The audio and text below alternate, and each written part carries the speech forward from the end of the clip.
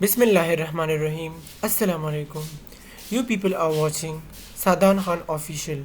In this discussion, I will discuss the section 341 of the Criminal Procedure Code.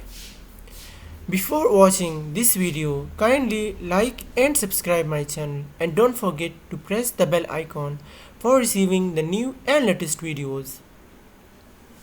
So friends, in this discussion I will discuss the procedure where accused does not understand proceedings.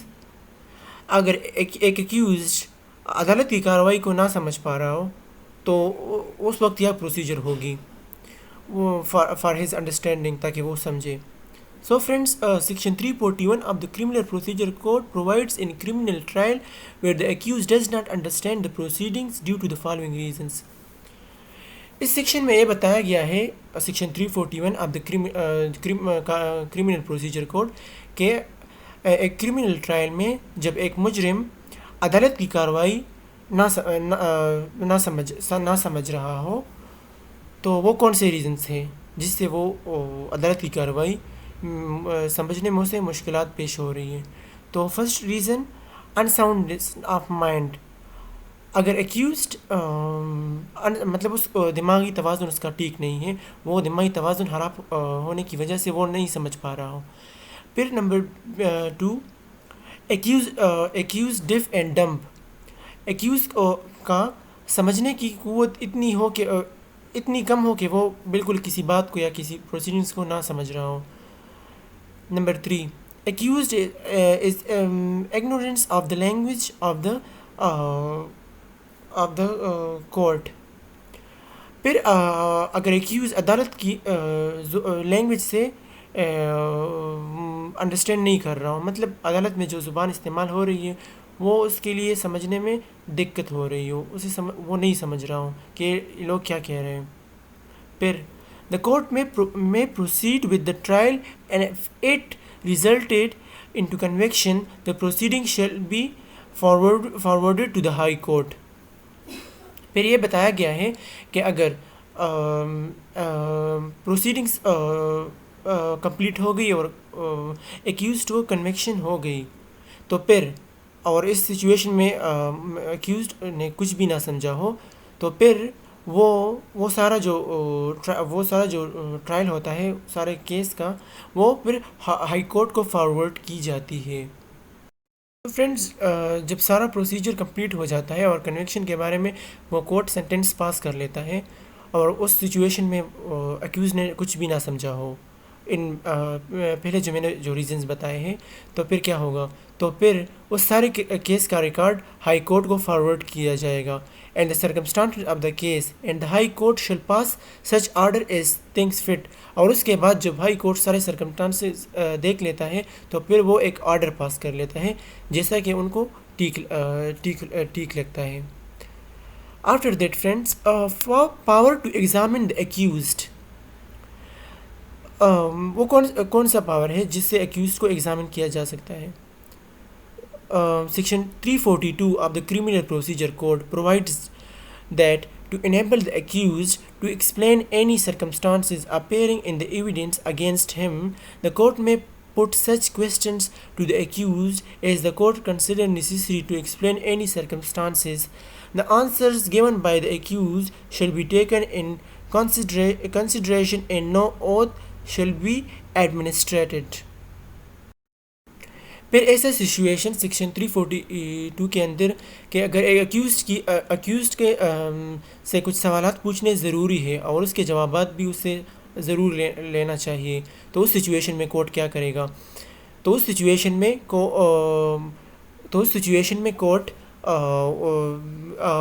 According depends on the situation questions तैयार करता है और उसे पहले अक्यूज़ड को बताए जाते हैं ताकि वो उस पर पूरा कमांड हासिल कर ले. और उसके बाद जब वो आंसर्स देने के लिए काबिल हो जाता है, आंसर देने के सिचुएशन में हो जाता है, तो फिर उससे आंसर्स लिए जाते हैं, लेकिन वो आंसर्स ओथ पे नहीं लिए जा सकते. मतलब वो सिर्फ लायबल है कि वो उसके जवाबात दे, वो अक्यूज्ड, उससे ओथ लेना नेसेसरी नहीं है. Now friends, Power to postpone or adjournment proceedings.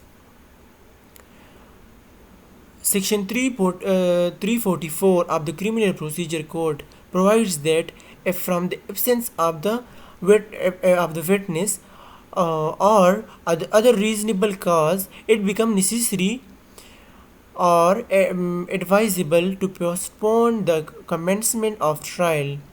इसका मतलब यह है कि वो कौन से सिचुएशन होते हैं जब कोर्ट के ट्रायल पोस्टपोन किए जाते हैं या एडजर्न किए जाते हैं. तो friends, section 344 of the criminal procedure code हमें बताता है कि अगर एक विटनेस एब्सेंट हो और अगर या कोई और दूसरी वजह हो, अदर रीज़नेबल काज हो, ये उस रीज़नेबल काज की वजह से ये ज़रूरी हो जाता है कि अदालत की कार्रवाई को पोस्टपोन किया जाए या एडजर्न किया जाए. Then the court may by order in writing stating the reasons, तो उसके बाद कोर्ट एक आर्डर पास कर लेता है और उस आर्डर राइटिंग फॉर्म में होता है. हमेशा कोर्ट के आर्डर्स राइटिंग फॉर्म में ही होते हैं. उस राइटिंग फॉर्म में उस आर्डर में रीजंस लिखे जाते हैं कि टू पोस्टपोन और एडजर्न और पोस्टपोन के रीजंस लिखे जाते हैं उस आर्डर में. The proceedings and by a warrant remand the accused to the jail in custody, और अगर एक्यूज्ड कस्टडी में हो तो उसको जेल भेजा जाता है रिमांड के लिए.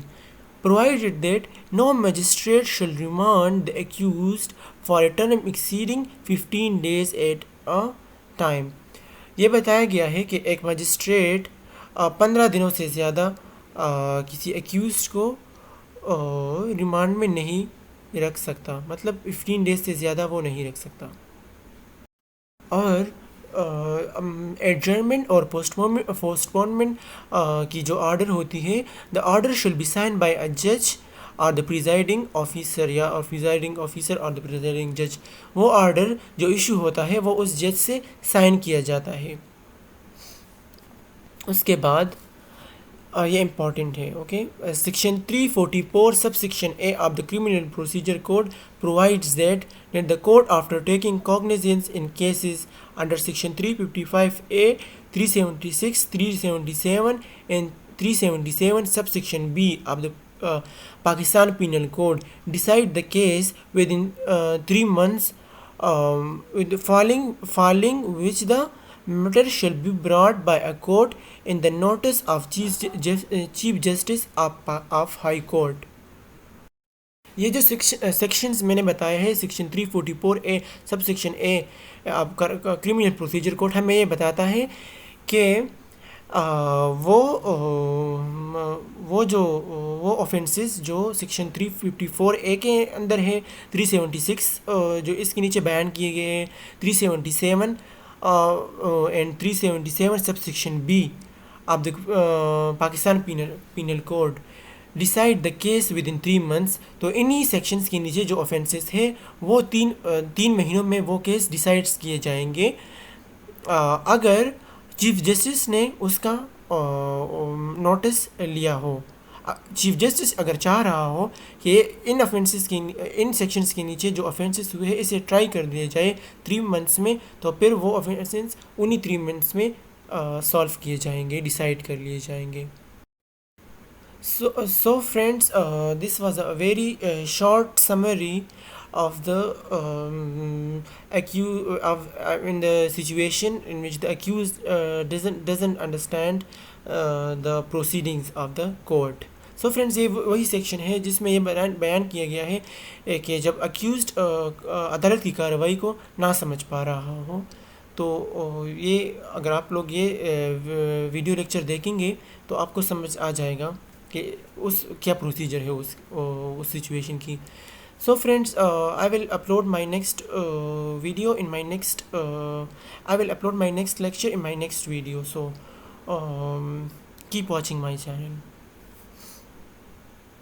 and don't forget to subscribe my channel.